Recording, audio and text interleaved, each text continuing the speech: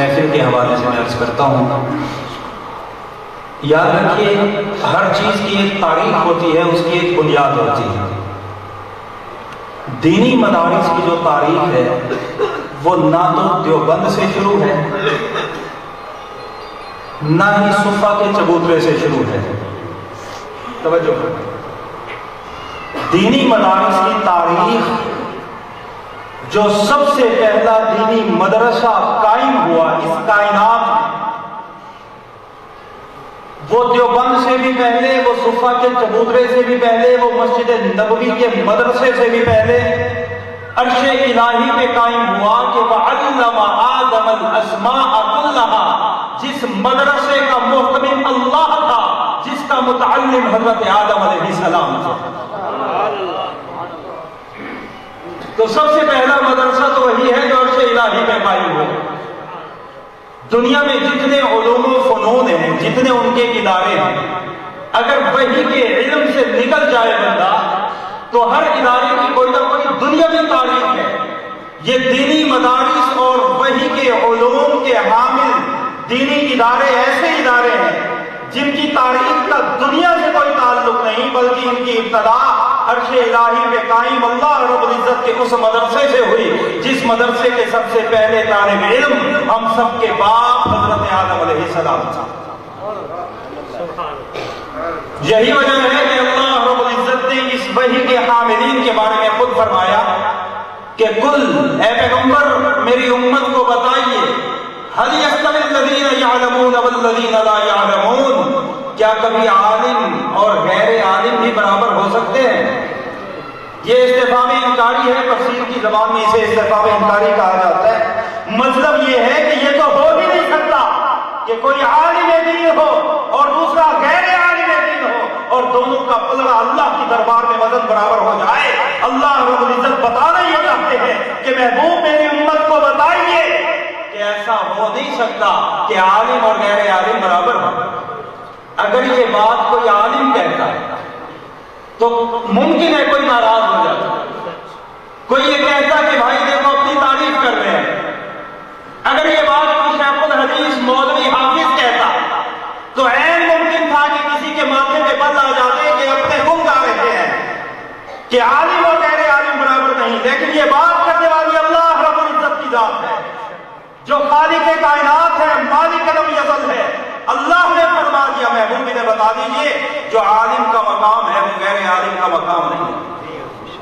اور اللہ اور اللہ کے رسول نے علم دین کی اتنی بڑی قیمت لگائی ہے، آپ اندازہ کیجئے کہ اس سے زیادہ جو قیمت اللہ اور اللہ کے رسول نے علم دین کی لگائی ہے، اس سے زیادہ کائنات میں کسی چیز کی قیمت اور وقت ہے ہی نہیں۔ حضرت عبداللہ بن مسعود سب کہیے رضی اللہ تعالیٰ عنہ، اس امت کے فقیہ ہیں، صحابہ میں یہ مشہور تھا کہ جس قوم کے اندر ابن مسعود موجود ہو اس قوم کو زیب نہیں دیتا کہ مسئلہ کسی اور سے پوچھے۔ آپ کی توجہ نہیں ہے؟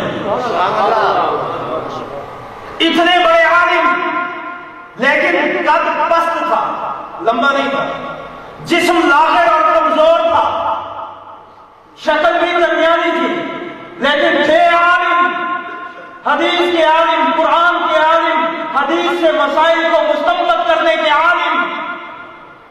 حضرت عبداللہ بن مسعود ایک مرتبہ بلندی پہ چڑھے کسی دیوار پہ، باغ کی دیوار پہ، ان کے جسم کی نحیفی اور کمزوری اور لاغر پن کو صحابہ نے دیکھا کہ باریک باریک ایڑیاں ہیں اور صحابہ مسکرا پڑے۔ ہوتا ہے نا، کسی ایسے بندے کو دیکھ لیں تو آدمی کو ہنسی آ جاتی ہے، یار کتنا پتلا ہے۔ توجہ، صحابہ مسکرا پڑے۔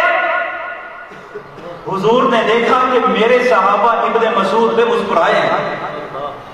حضور نے فرمایا کہ میرے صحابہ کیا ابن مسعود کے لاغر جسم کو دیکھ کر مسکرائے ہو، اس کی پتلی ایڑیوں کو دیکھ کر مسکرائے ہو؟ صحابہ کہنے لگے جی یا رسول اللہ، اتنی باریک ایڑیاں، اتنا پتلا جسم دیکھ کے ہمیں ہنسی آ گئی۔ توجہ، حضور نے فرمایا والذی نفس محمد بیدی، قسم اس ذات کی جس کے قبضے میں محمد کی جان ہے، ابن مسعود کی ایڑیوں کا وزن اللہ کے عرش کی دربار میں احد پہاڑ سے زیادہ وزنی ہے۔ یہ علم کی قیمت، یہ علم کا وزن یہ علم وحی کا بدل ہے، یہ اللہ رب العزت نے لگایا۔ نبی اکرم صلی اللہ علیہ وسلم نے ایک مقام پہ فرمایا من خرج فی طلب العلم فهو فی سبیل اللہ حتی یرجع، جو آدمی دین کا علم طلب کرنے کے لیے نکلتا ہے وہ تب تک اللہ کے راستے میں رہتا ہے جب تک واپس نہ آ جائے۔ اور ایک حدیث میں حضور اکرم صلی اللہ علیہ وسلم نے فرمایا کہ فرشتے اس کے پروں کے نیچے پر بچھا دیتے ہیں۔ آپ یہاں پہ آئیں اور 2-3 میل تک کوئی سرخ قالین بچھا دے تو آپ خوشی سے پھولے نہیں سمائیں گے کہ قالین ہے، دنیا کا ہے، 2-3 میل بچھائے، 2-3 میل بھی نہیں بچھاتے حضرت، چند سو گز قالین بچھا دیا جاتا ہے، وہ بھی تھوڑا میلا تھوڑا کچیلا سا ایسے ہلکا سا، اور آدمی پوری نہیں سماتا کہ میرے پیروں کے نیچے قالین بچھایا گیا۔ جناب رسول اللہ صلی اللہ علیہ وسلم نے فرمایا جو آدمی اللہ کے دین کی طلب میں نکلتا ہے اللہ رب العزت اس کے قدموں کے نیچے فرشتوں سے پر بچھاتے ہیں۔ حضرت تشریف لاجی باتیں اور سماعت فرما لیجیے۔ نبی اکرم صلی اللہ علیہ وسلم نے فرمایا کہ تمہیں کیسا ہونا چاہیے، فرمایا کن عالمن، توجہ، فرمایا یا تو عالم بن کے رہو او متعلمن، عالم نہیں بن سکتے تو طالب علم بن کے رہو۔ یا رسول اللہ اتنی فرصت تو ہے نہیں، میں نے دکان بھی چلانی ہے، میں نے کاروبار بھی چلانا ہے، میں نے گھر بار بھی چلانا ہے، میں نے سب کچھ کرنا ہے، میں عالم بھی نہیں بن سکتا مدرسے میں جا کر، کون 9 سال لگائے گا جا کے؟ کیا بنو؟ متعلم۔ یا رسول اللہ متعلم بھی نہیں بن سکتا، اب تو بوڑھا ہو چکا ہوں، بازو میں سفیدیات بھی ہے، مدرسے میں جاؤں گا طالب علم بنوں گا، بچے ہنسیں گے، لوگ ہنسیں گے۔ حضور نے فرمایا عالم بھی نہیں بن سکتے، متعلم بھی نہیں بن سکتے، مستمعن، تو عالم اور طالب علم کو سننے والے بن جاؤ، جہاں بھی یہ مجلس لگے وہیں پہ چلے جایا کرو، اللہ رب العزت انہی کی صف میں شامل فرما دیں گے۔ یا رسول اللہ میرے پاس بعض دفعہ اتنا وقت بھی نہیں ہوتا کہ میں عالم یا متعلم کو سننے والا بن جاؤں، تو حضور نے فرمایا او محبن، اگر تو عالم بھی نہیں بن سکتا، متعلم بھی نہیں بن سکتا، ان کو سننے والا بھی نہیں بن سکتا، تو ان سے محبت کرنے والا بن جا، اللہ تجھے عالم اور متعلم کی صف میں شامل فرما دے۔ لیکن یاد رکھ لم تکن خامسہ، بتا دو 5ویں گروہ میں داخل نہ ہونا ورنہ تو ہلاک ہو جائے گا۔ یا عالم بن یا متعلم بن یا ان کو سننے والا بن یا ان سے محبت کرنے والا بن، اگر 5واں بنے گا تو اللہ تجھے ہلاک کر دے گا۔ سامعین محترم، علم دین کی جو شان ہے، علم دین کی جو حیثیت و منقبت اور قدر ہے، اللہ رب العزت میرے اور آپ کے دلوں میں وہ پیدا کرتا ہے، اور اس کے جو ثمرات ہیں جو حضور صلی اللہ علیہ وسلم کی توجہات کی برکات علم دین سے حاصل ہوتی ہیں، وہ کسی اور چیز سے حاصل نہیں ہوتی۔ میں ایک بات آپ کو سناتا ہوں، سلطان محمود غزنوی بہت بڑا حکمران گزرا ہے، بادشاہ گزرا ہے، فاتح گزرا ہے۔ سلطان محمود غزنوی کے ذہن میں 3 اشکالات تھے، توجہ فرمائیں، کتنے اشکالات تھے؟ ایک تو اس کے ذہن میں سوال پیدا ہوتا تھا کہ آیا میں سبکتگین کی اولاد بھی ہوں یا نہیں ہوں، پتہ نہیں۔ ہوتا ہے نا پرانے زمانوں کے بادشاہ بہت شادیاں کرتے تھے، اس کو کسی نے کہا بھی تیری جو اماں تھی تو پہلے کامن سے تھا، تو سبکتگین کی اولاد ہے ہی نہیں، تو اس کے ذہن میں یہ اندیشہ تھا کہ میں سبکتگین کی اولاد میں ہوں یا نہیں۔ دوسرا اس کے ذہن میں یہ سوال بھی آتا تھا کہ العلماء ورثۃ الانبیاء، یہ جو حدیث ہے کہ علماء انبیاء کے وارث ہیں، آیا یہ حدیث درست ہے یا نہیں، یہ اشکال تھا اس کو۔ تیسرا اس کو اشکال یہ تھا کہ آیا قیامت بھی قائم ہوگی یا یہی دنیا ہی قیامت ہے؟ جو کچھ ہم کر رہے ہیں دنیا میں اس کا بدلہ مل جاتا ہے، اچھے کا اچھا، برے کا برا، تو آیا قیامت واقعتاً قائم ہونی ہے یا جیسے عقلی لوگ کہتے ہیں کہ دنیا ہی قیامت ہے، قائم ہوگی یا نہیں؟ یہ 3 سوال تھے سلطان محمود غزنوی کے، اور بڑا پریشان رہتا تھا کہ مجھے ان 3 سوالوں کے جواب کون دے گا۔ اظہار کرتا ہوں تو لوگ کہیں گے کیسا عجیب آدمی ہے، کیا تجھے اپنے حرامی ہونے کا شک ہے؟ دوسرا سوال کہ کیا تجھے نبی کی حدیث میں کوئی شک ہے علماء ورثۃ الانبیاء پہ؟ تیسرا اشکال قیامت آئے گی کہ نہیں، کیا تجھے قیامت کا یقین نہیں ہے؟ تینوں سوال اس کے ذہن میں تھے۔ سلطان محمود غزنوی کی سواری جا رہی تھی، رات کا اندھیرا تھا، اس زمانے میں بادشاہوں کی سواریوں کے قریب مشعل بردار خادم ہوتے تھے جو مشعلیں لے کے چلتے تھے۔ بجلی تو ہوتی کوئی نہیں تھی، آج بھی نہیں ہے، تو اس وقت بالکل بھی نہیں ہوتی تھی، آج توقع تو ہے کہ آنی ہے، اس وقت توقع بھی نہیں ہوتی تھی۔ تو سلطان محمود کہ میری سواری کی مشعل کے قریب ایک طالب علم ہے جو ہاتھ میں کتاب لے کر اسی مشعل کی روشنی میں پڑھتا جا رہا ہے. سبحان اللہ. آج ہمارے بچے بجلی کی روشنی میں نہیں پڑھتے، اور وہ سلطان کی سواری کی مشعل میں علم دین کی کتاب پڑھ رہا تھا کہ جب تک مشعل کا روشنی ملتی ہے اس کی روشنی سے فائدہ لے کے علم دین کی کتاب پڑھ لوں. سلطان محمود غزنوی نے اس دین کے طالب علم کا یہ جذبہ دیکھا تو اپنے مشعل بردار کے ہاتھوں سے ایک مشعل لی اور طالب علم کے حوالے کر دیا کہ تو پڑھ، یہ مشعل بھی تیری، اس کے اندر جو تیل ہے وہ بھی تیرا، تو اپنے گھر چلا جا، آرام سے پڑھ، علم دین حاصل کر. اب 3 سوال جو سلطان محمود غزنوی کے ذہن میں تھے وہ آپ کو یاد ہے. پہلا سوال کون سا تھا کہ میں سبکتگین کی اولاد ہوں یا؟ دوسرا سوال کیا تھا؟ العلماء ورثۃ الانبیاء حدیث واقعتاً صحیح ہے یا جس طرح رافضی کہتے ہیں کہ یہ حدیث من گھڑت ہے ایسی بات ہے؟ تیسرا سوال کیا تھا کہ کیا قیامت بھی آنی ہے یا؟ اللہ اکبر.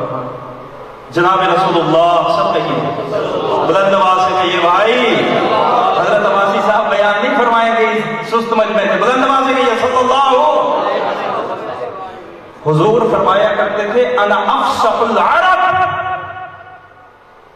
اعطیت جوامع الکلم، میں پورے عرب میں سب سے زیادہ فصیح ہوں، اللہ نے مجھے جامع کلمات کی دولت عطا فرمائی ہے. کیا مطلب؟ حضور کے الفاظ تھوڑے ہوتے تھے، معنی بہت زیادہ ہوتے تھے. میری اور آپ کی طرح نہیں کہ کتنی دیر کی تمہید ہے اور پھر کتنے دیر کا بیان ہے، نہیں، تھوڑے کلمات جامع معنی. اب سلطان محمود غزنوی کے ذہن میں 3 سوالات. محمود غزنوی رات کو سویا، سونے میں نیند میں حضور کا دیدار نصیب ہو گیا. اللہ ایسی نیند پر ہزاروں بیداریوں کو قربان فرما دے جس نیند میں اللہ حضور کا دیدار عطا فرما دے. حضور کا دیدار ہوا. اب توجہ، حضور نے ایک جملہ فرمایا اور سلطان محمود غزنوی کے تینوں سوال حل. سبحان اللہ. ایک ہی جملہ تینوں اشکالات ختم کر دیے. فرمایا یبنا سبکتگین.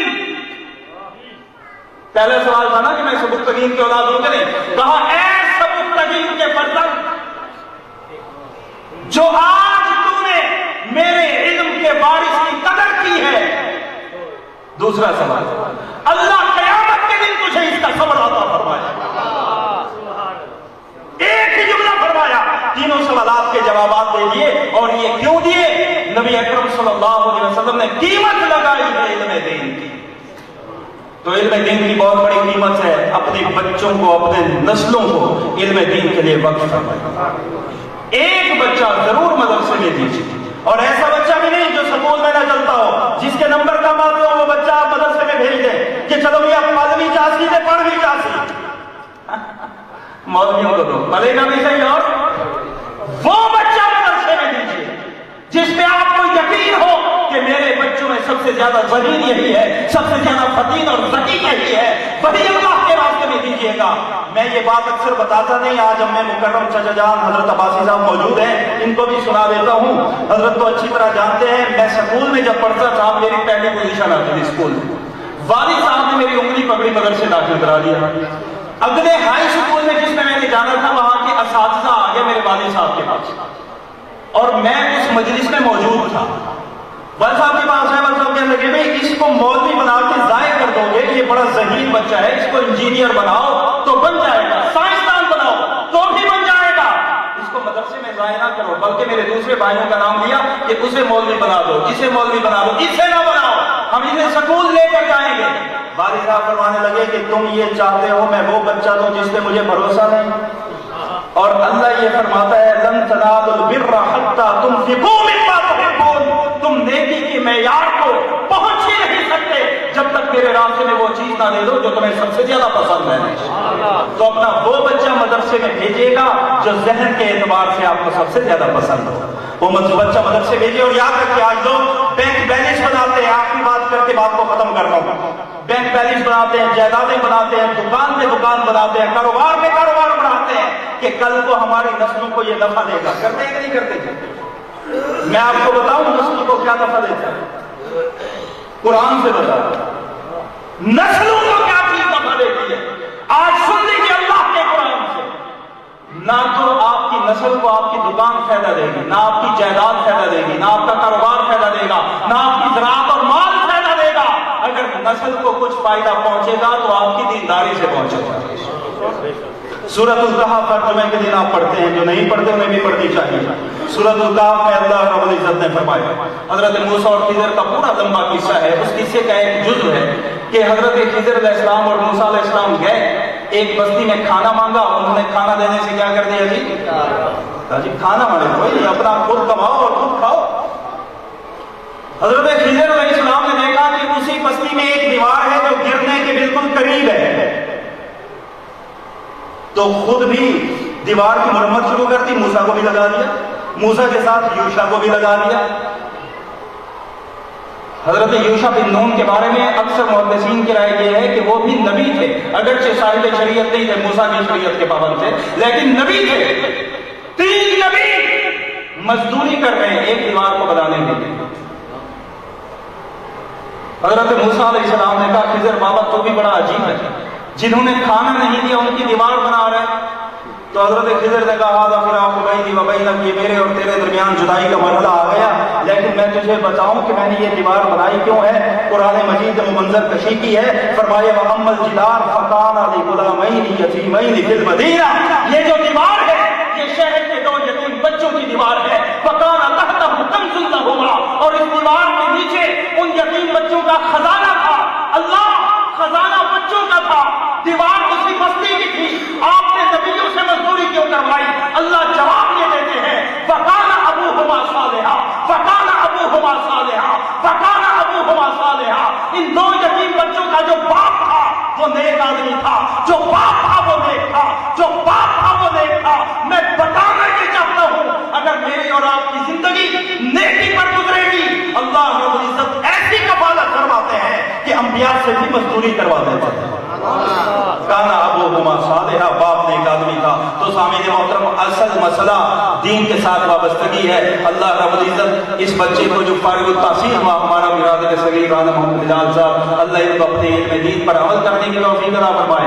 इनके खानदान को ऐसा माहौल इन्हें मुयस्सर करने की तौफीक अता फरमाए कि ये दीन पर खुल कर काम करते रहे, दीनी खिदमत सर अंजाम देते रहे। और अल्लाह रब्बुल इज्जत हम सबको भी तौफीक अता फरमाए कि हम अपनी औलादों को इल्म दीन के लिए वक्फ फरमाए। बापू दावा